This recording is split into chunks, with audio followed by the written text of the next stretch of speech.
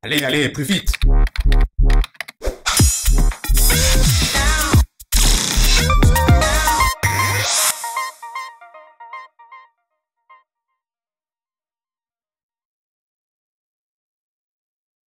Que ça puisse générer le pire, le travail, c'est vrai, que ça puisse générer le meilleur, c'est vrai. Il n'empêche que pas de travail, c'est pire que tout. Mais pour ça, il faut comprendre comment ça marche. Donc il faut que les gens qu'on outille les gens pour penser le travail. Donc ça suppose aussi que les journalistes, les médias, les scientifiques en premier pensent le travail, ce qu'ils ont totalement bradé. C'est assez grave. Pourquoi j'insiste sur cet aspect-là? Parce que le processus dans lequel nous sommes pris aujourd'hui, évidemment, on a tendance à nous le décrire. À nous le décrire. Qui nous le décrit? Bien entendu, le personnel politique. Enfin, le personnel politique, ça fait longtemps qu'ils sont devenus des gestionnaires et qu'ils ne pensent pas beaucoup. Donc, la formation vraiment intellectuelle est assez faible quand même, et le temps qu'ils consacrent véritablement à la discussion politique est très faible. Ce sont des gestionnaires qui pensent plutôt en termes de plus en plus pragmatiques, de plus en plus simplifiés et schématiques, comme si c'était comme ça qu'il fallait faire, et en termes d'opinion publique, de mesures aussi. Hein. C'est constamment la mesure quantitative et objective du nombre de voix ou du nombre d'opinions, qui n'a rien à voir, enfin, ou très peu à voir quand même avec la question politique. Donc c'est pas tellement, moi je les accuse pas tellement, ils sont peu formés et on ne peut pas dire que la vie politique les arrange beaucoup de ce côté-là. En revanche, là où il y a une responsabilité majeure, c'est du côté des scientifiques. Je ne parle pas seulement d'intellectuels, je parle des scientifiques. C'est assez grave que les scientifiques méconnaissent la question du travail. Et que même la plupart des champions de la vie intellectuelle, de la vie scientifique française, considèrent que le travail est une affaire réglée.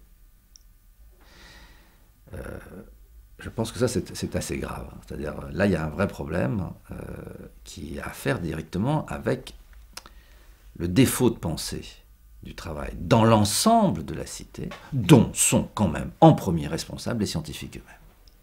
Car s'il y a bien des gens qui ont une possibilité de mener un travail critique, c'est bien les scientifiques. C'est leur métier quand même, c'est notre métier. Et bon, alors, pourquoi c'est tellement important? Parce que nous agissons quand même, pas toujours et pas exclusivement, mais pour une bonne part, nous agissons en fonction de la façon dont nous pensons. Autrement dit, ce que l'on essaie de nous faire croire, et notamment les scientifiques, c'est que ce qui se passe aujourd'hui, c'est un processus. C'est ce qu'on appelle la raison fonctionnaliste, ou quelque chose qui est comme le système. C'est une espèce de logique endogène qui se déploie. C'est comme ça, mais ça ne peut pas être autrement. C'est le développement du monde. C'est le destin. La causalité du destin. C'est faux. Là commence le travail du scientifique, et c'est là que la défection des scientifiques est catastrophique. Ce qui se passe aujourd'hui dans le monde du travail, ce qui est donc comme plaque tournante à partir duquel se transforment les rapports sociaux, c'est fondamentalement quelque chose qui repose sur la volonté des hommes, et non pas du tout sur un processus ou sur un système. Le marché n'est pas responsable de ça. Voilà. Alors, pourquoi est-ce qu'on peut l'expliquer? C'est assez facile, c'est très facile à démontrer. Si nous étions tous pris dans un système de contraintes contre lequel nous ne pouvons rien, qui s'abat sur nous, et que nous sommes donc obligés d'obéir à des choses que nous désapprouvons, mais nous ne pouvons pas faire autrement. On ne peut pas faire autrement, on ne peut qu'obéir.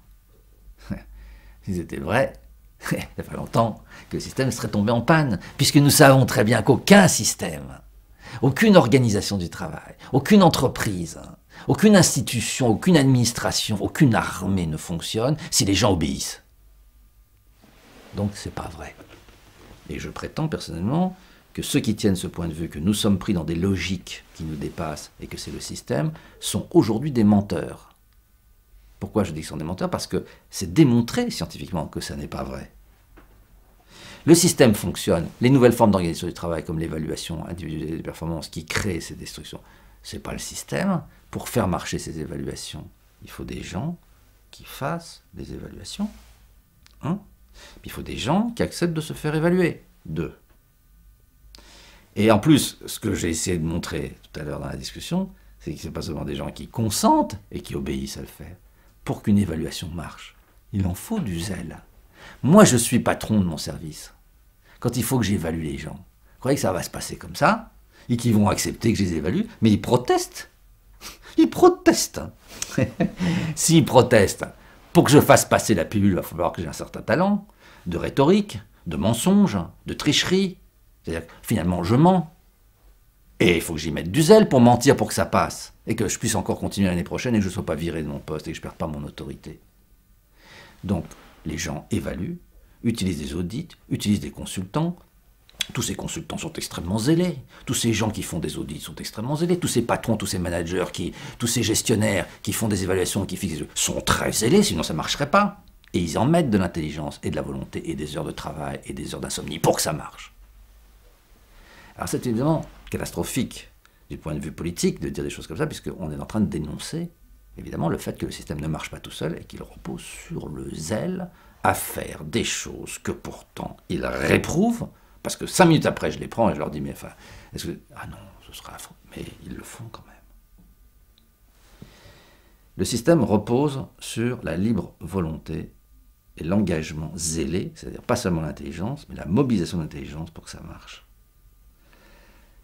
C'est évidemment, d'un certain point de vue, tragique sur ce que ça nous apprend de nous, et sur le regard, y compris sur moi. Je ne fais pas que dénoncer les autres. Moi, je suis dans le système. Je ne suis pas professeur d'université pour rien, ou d'enseignement supérieur pour rien, et on participe d'une certaine manière. Moi aussi, je me fais évaluer. Je fais évaluer mon laboratoire. Et j'évalue à mon tour, quand c'est mon tour, les autres laboratoires, même si ça me déplaît. Je le fais quand même. Donc c'est pas seulement les autres. Mais c'est en même temps une chance, et je crois qu'il ne faut pas mollir sur cette analyse, aussi cruelle soit-elle. Parce que si c'est de notre faute, ce système, tel qu'il se déploie, alors ça dépend de nous qu'il en soit autrement. Et il faut accepter une certaine cruauté dans la critique, parce que c'est la condition pour évidemment pouvoir se réapproprier notre capacité de faire qu'il en soit autrement. Et ça, c'est très important. Si le système se déploie comme ça, c'est parce que nous en sommes responsables, c'est-à-dire que nous le voulons comme ça. Le jour où nous ne le voulons plus, il ne marche pas comme ça. L'évaluation individualisée des performances marche tant que nous le voudrons. La plupart des gens que je rencontre autour de moi, en particulier scientifiques, pensent que l'évaluation est juste. Ce qui est quand même invraisemblable.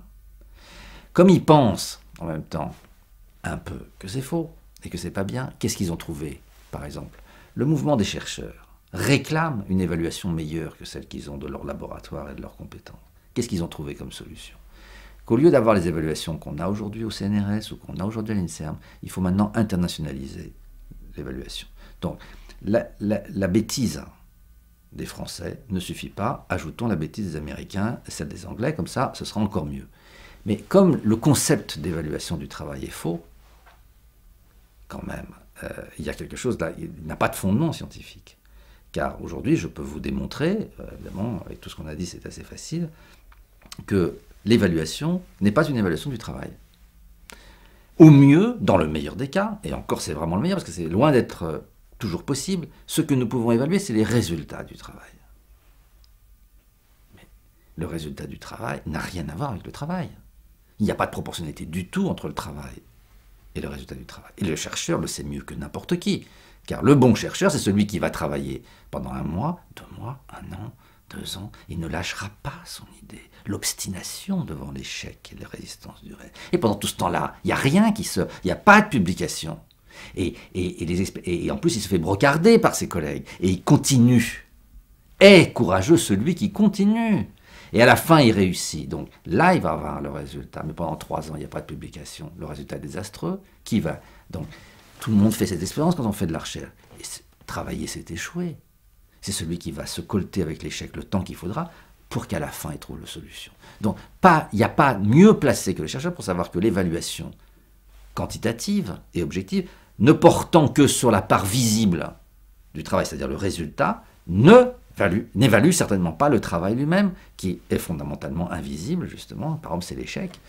Alors l'échec, bon, si c'est mes rêves, alors je vois pas bien comment je vais les compter, comment je vais les comptabiliser. Donc je ne peux pas, nous ne pouvons pas.